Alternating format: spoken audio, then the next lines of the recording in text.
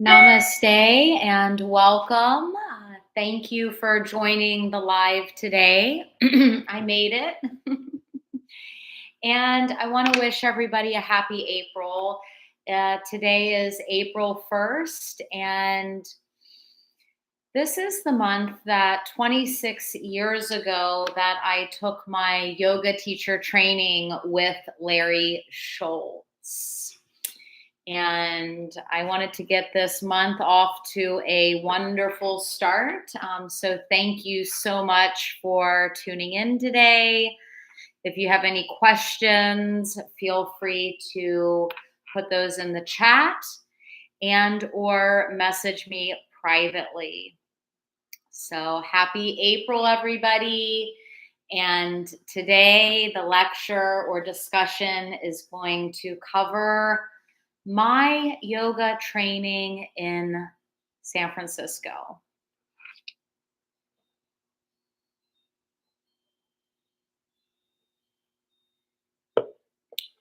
For those of you that don't know me, my name is Amber Jean, and I have been instructing Rocket and Ashtanga yoga and variations of those practices for 26 years.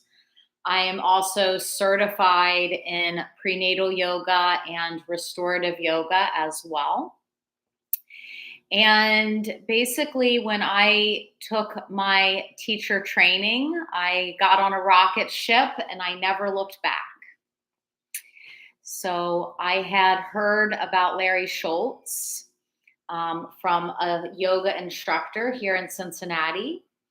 And she showed me what Larry was doing, and she was going to be opening a studio here in Cincinnati. And she's the one that really influenced me to fly to San Francisco and to check out the training. So my yoga teacher training consisted of living at It's Yoga San Francisco for 28 days. And the month was April. And so when we complete this month, it'll be 26 years since I took my yoga training, my first yoga training. So when I had got to San Francisco, I had to quit my job here in Cincinnati, and I just figured I would get another job once I got home. And it never really turned out that way. I was very green and very young when I arrived in San Francisco. I think I had a backpack and a small suitcase. And when my flight arrived, I flew by myself. I was told that I could take some type of public transportation, and it was some type of underground train that would get me to close enough to the studio. And this was before the time of cell phones and maps. So when I arrived, I had no idea where I was going, and that was the beginning of the adventure. Eventually, I did find the studio, and I remember I arrived in the middle of one of the classes.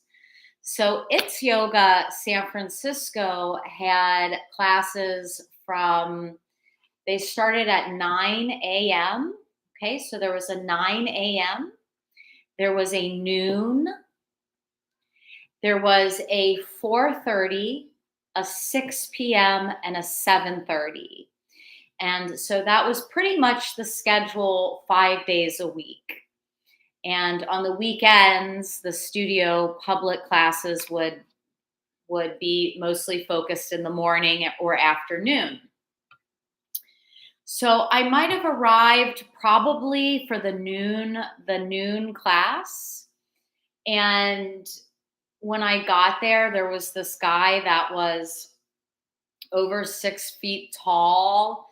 and he had dreadlocks down to his butt.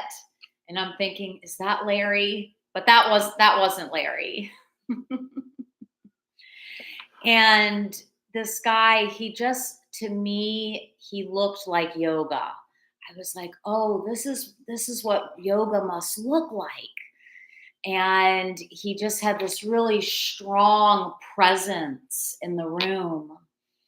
And I remember him saying, so I like just put my backpack and my suitcase against the wall, and I sit on the floor and I start to observe the yoga class. And he said something about women menstruating. If you are a menstruating woman, you want to avoid doing Salamba Sarvangasana, which is shoulder stand. And I had never heard of a yoga teacher talking about that type of language before, okay? So that was very new to me, okay? And he might not have been wearing a shirt. This was probably the first time I'd ever seen a male yoga instructor not wear a shirt. So I stayed till the end of class, and somebody came up to me and showed me the schedule, and they were like, well, Larry's teaching at 4:30, so you can just kind of hang out, and do whatever. And so, like, I found right next door there was a cyber cafe. So we gotta set the tone here of what was exactly happening. This was the very beginning of the .com era. This was the very beginnings when the seeds of Facebook might have just started to be planted. This is the very beginnings of the sense that the internet is getting ready to explode.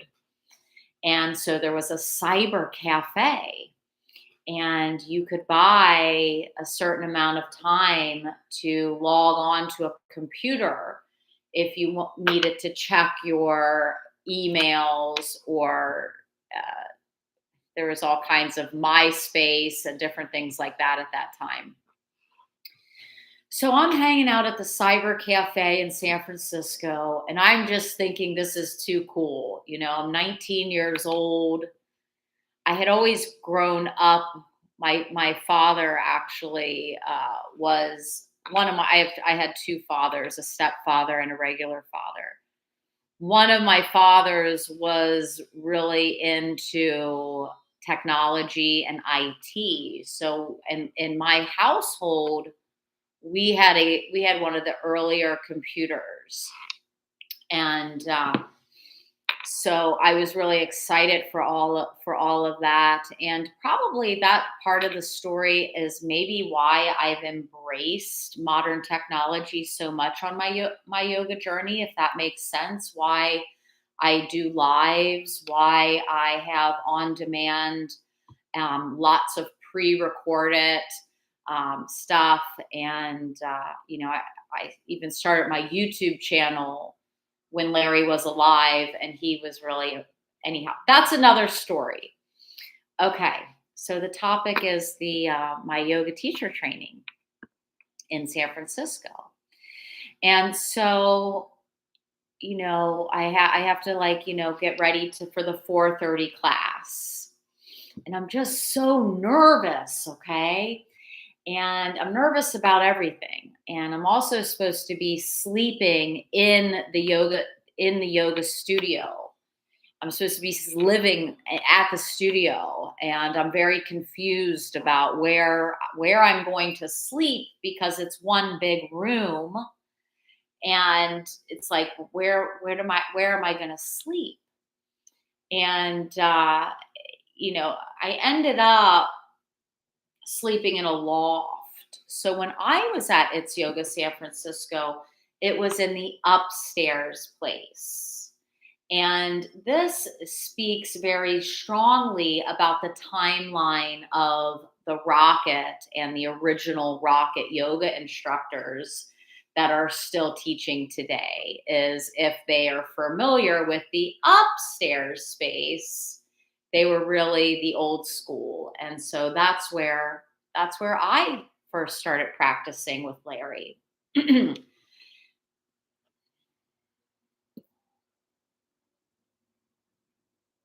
Anyhow, so there is that saying, when the student is ready, the teacher will appear. And I guess I was ready. And in this story, it was a positive, a positive influence in my life. There he was, getting ready to teach the 4:30 class. I saw this man, and he had these little tiny shorts on and this curly hair, and he was tall, and he was Jewish, and he was like nothing I had ever imagined a yoga teacher to look like. So you just never know really what yoga. So don't judge yoga teachers by the way they look, okay? And that's partly why I do some of these lives. I'm not wearing yoga clothes is because I've lived in yoga clothes for almost 30 years, and I've got a big day ahead of me. I just taught a yoga private, and I got to get myself out there in the world. So anyhow, I met Larry, and he was nothing what I thought he was going to be. He was the total opposite of what I thought he was going to be. And then I took my first yoga class with Larry Schultz. And that was really when I thought, am I even in the right place? Because that was the first time I got to see the caliber and the strength of Larry Schultz's students. And there was people that were going from Bakasana into putting their head down into tripod headstands. And I when I showed up at my teacher training, I could not do a headstand. I could not do a handstand, and I could not hold myself up in Chaturanga Dandasana. And so when people ask me, am I ready for yoga teacher training? I tell them, as long as you have a passion for yoga and you feel a calling to do that, you will get stronger. Okay. It's not going to be instant. Hold on. Okay. Getting some chat here. Okay.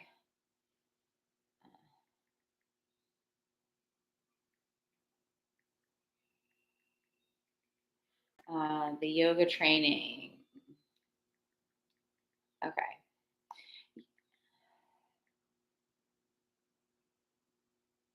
Yes, I did take, getting some questions. Yes, I did take I took, yoga periodically for a year before I actually did my yoga teacher training. Uh, However, when I took my training from Larry Schultz, that was when I got really inspired, very much inspired. And I took my first class, and this can be the tell all special. And this is kind of the stories that people want to hear anyhow. Is Larry loved taking everybody out to, not everybody, but his close yoga family out to dinner after yoga. And so sometimes he would teach at 6, and then he would instruct, or 4:30, then he would instruct again,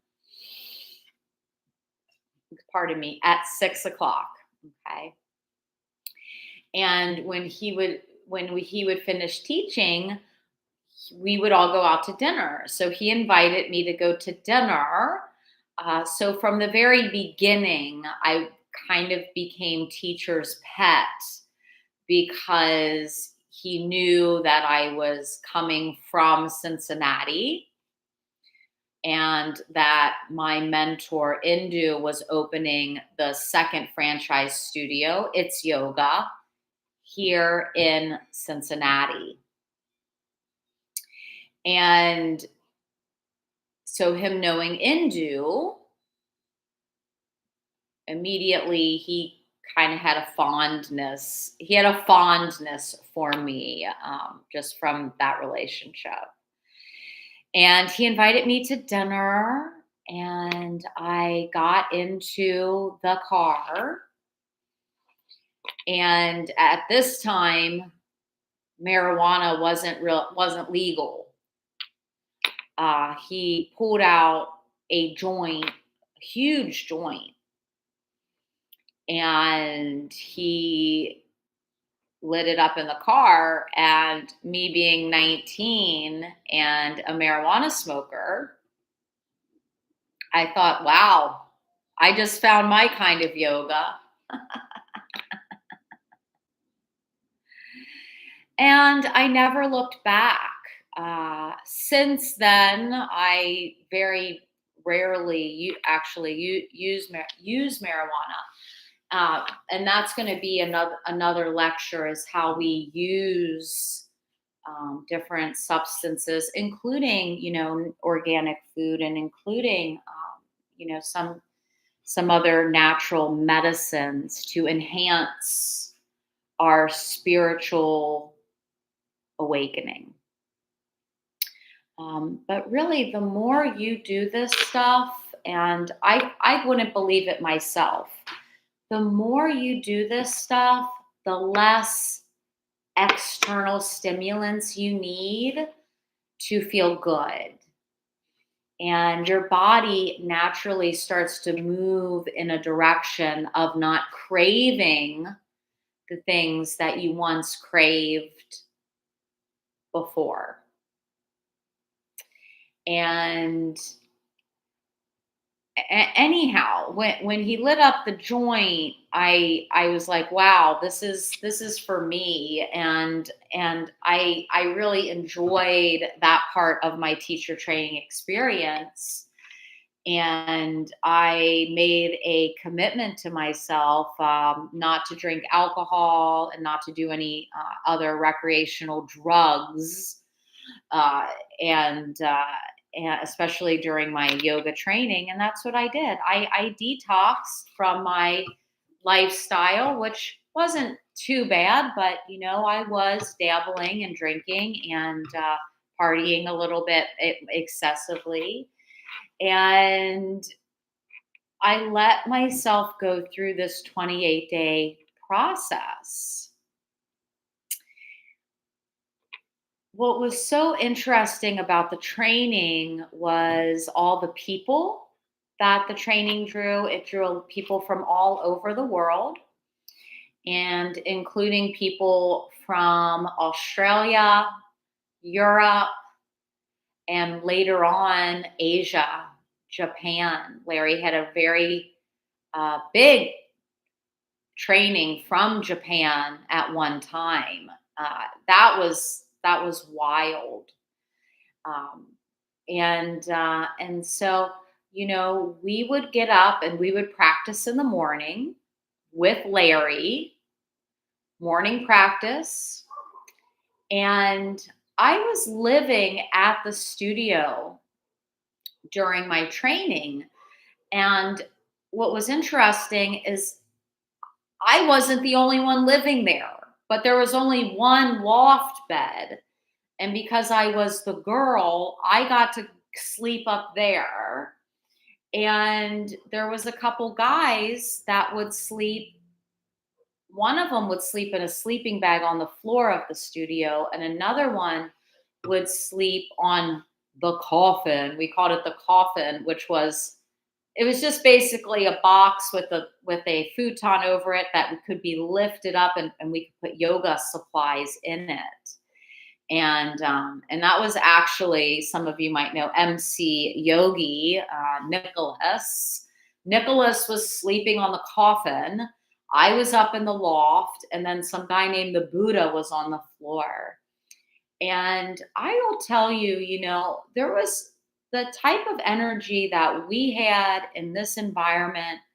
It was only a very wholesome, nurturing energy between the men and the women in the studio, and we were very innocent. We were really just good kids. And I think that's what attracted Larry, or we attracted each other, is because Larry, he was also a really good guy in the way that he never had any problems with any inappropriate behavior with female students. The women he dated, he treated really, really well, and we never had any issues like that with Larry, and in the Rocket system and in the It's Yoga system. And and so, as things progressed with Ashtanga, and a lot of things came out later about inappropriate behavior, I never experienced any of that with Larry Schultz. So here I am sleeping at the studio. We're keeping it all very PC, very green. I'm very green, and I'm sleeping up in the loft. And in the morning, we had to turn the heat on, because so they could burn up all that cool bay breeze and that coolness of the San Francisco Bay. And so when people would start coming into practice around 6:30 in the morning, the heat would turn on, and it would go right up to the loft where I was sleeping. And so that would just get me out of bed. I'd be like, okay, I need to just wake up and get moving. And that's what I did. And I kept a yoga journal during the course of my yoga teacher training, which I still have. And I sat and I practiced in the morning. I observed or practiced again at noon. I observed and practiced again at 4:30. And then our yoga teacher training hours were designated from 1 to 4 p.m. every day.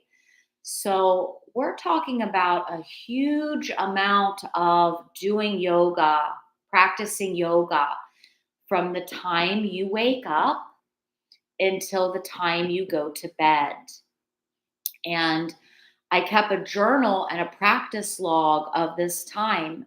And if I wasn't practicing, I was observing Larry Schultz and the other early teachers at It's Yoga San Francisco.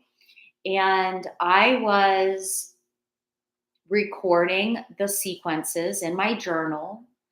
I was writing down verbatim things that Larry Schultz was saying in his yoga classes. I was writing down verbatim, literally just sitting there during my teacher training, writing what Larry's saying, how he's using his voice.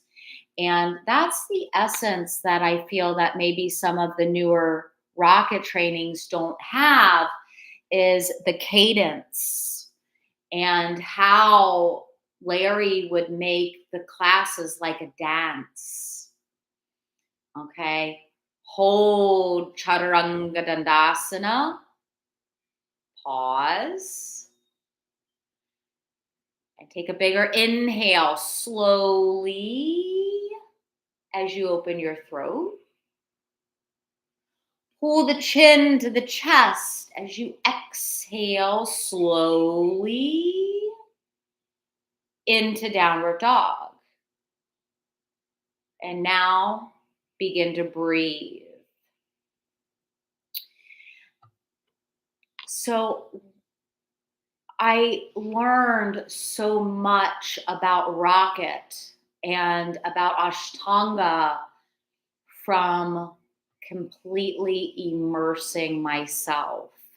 And that was our standard, was practicing from the time we wake up till the time we go to bed. And that was what I did for 28 days. I was actually in San Francisco for Easter.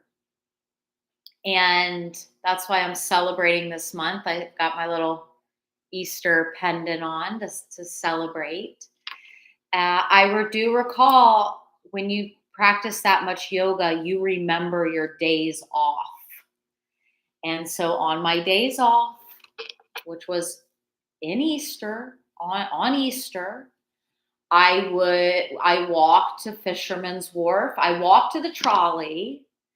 Then I took the trolley to Fisherman's Wharf, and I spent all my whole Easter on Fisherman's Wharf eating seafood and looking at the bay and just enjoying being outside the studio. So in life, we have to have contrast. And that's another lecture that we can have, is the importance of contrast. The yin and the yang, the working and the rest, the hardship and the simplicity and the love. So the big beginner class at It's Yoga San Francisco was the 7:30 p.m. And that was when Larry was kind of experimenting with putting a screen up. So just one big room. How much can we have going on at the same time in this big room? And Larry would put a screen up in the middle for the 7:30 class, a whole bunch of screens. We would all stack them up so he could have a super beginners class on one side of the screen. This is before studios had two rooms. And then the front of the studio could have a regular, maybe Rocket one. So when you were ready to teach and you did your practice teaching, and you worked in your journal and you had to observe at least 12 classes in a month. You had to do, you had to do a lot. You had to be there. You had to show up. In my yoga journal, one thing that's really funny about my teacher training is I was rereading it. I'll show you guys the journal. Is that it is my journal says, we started out with 25 students. Now we're down to 16. So pretty much that first week, you could kind of tell that some of the people got in over their head. They didn't know what they were signing up for. They thought, and that happens. And that's why when people drop out of yoga teacher trainings, it's okay. Okay. It's okay. They're just not ready for that experience. And I learned that as well. So my first class that I taught was at It's Yoga San Francisco, Modified Primary Series, which was the original 34 Larry's Genius of how are we going to teach Ashtanga yoga to beginners, Modified Primary Series. And so that was my first class, and I was really nervous to teach Modified Primary. And I thought the standing poses were really hard to teach because you have to say right side, left side, left side, and pivot during the standing poses. And I actually was fortunate enough when I when I did my training that my mother and my grandmother flew out to San Francisco, stayed at a hotel down the street to support me. And they were sitting on the side there and they were watching me teach my first class. So I became wrapped up in all this yoga stuff really fast. I didn't have time to look back. I didn't have time to think about going to college or choosing another career. I just got so wrapped up in the momentum of my training and that I just kept going and going and going. And what I found is, and I might have to make part two of this lecture today. What I found is that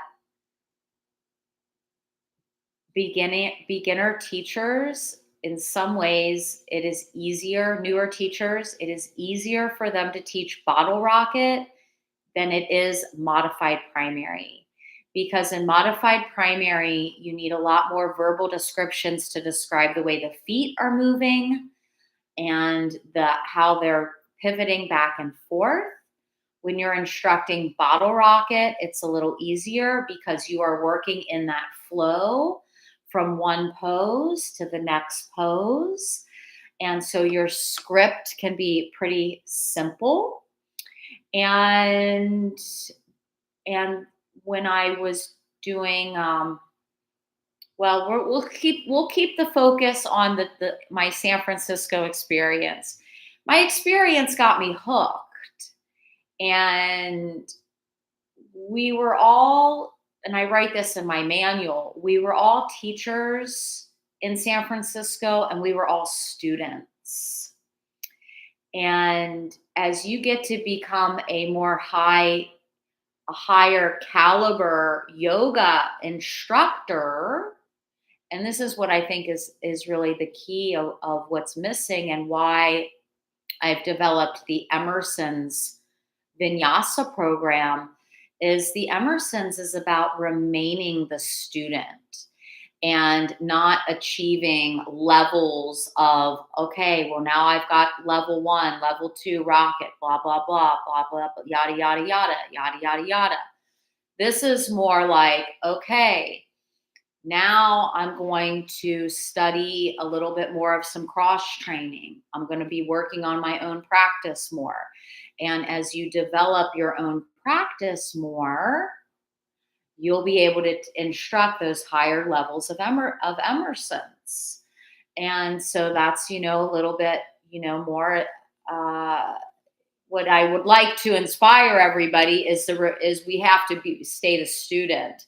And if we don't have a teacher, like I haven't really had a teacher since Larry Schultz, I dabble taking things here and there, but remaining your own inner teacher and having that strong foundation of personal practice. So if you're just joining, and Tamara, I know you're taking the on-demand training. This is a little lecture about my experience of my 200-hour training, or my complete 28-day training in San Francisco, and how much we immersed ourselves in the experience, and how it was only through personal practice that I became a better teacher. And in the on-demand training, that's what I want to instill in everybody, is that you want to create some sacred space in your life. You want to create some sacred space. You want to create space in general. Thanks. Thanks the inner animal. I love getting feedback, and you guys inspire me so much that sometimes if someone just says, wow, I wish you would offer this, I get so inspired to offer something else. And that's kind of how the seed of the practice grows, is all these little inspirations that come into our life. But what we have to do is, no matter what, and is create space. You have to have space for your own practice. You have and Larry was really smart with having the minimum daily requirement, which is a 20-minute routine. And the bottle rocket, if depending on how many sun salutes, that's can be a 40-minute routine. And so you can get a lot in if you don't have a lot of time. And the space starts with, and this is going to be another these lectures are just can keep going on and on, just like the yoga is the brahmacharya, is how we're using our energy on a day-to-day basis. And when I was in San Francisco, I was taken away from all those distractions of my life.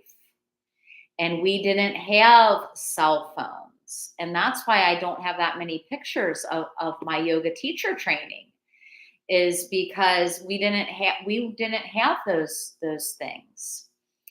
And so there is value in, that's why I love to do retreats sometimes, is there's value in changing your environment. If you're having a hard time in your life, start with cleaning a room. Okay, this is going to the spring cleaning talk. Start with something simple and tangible.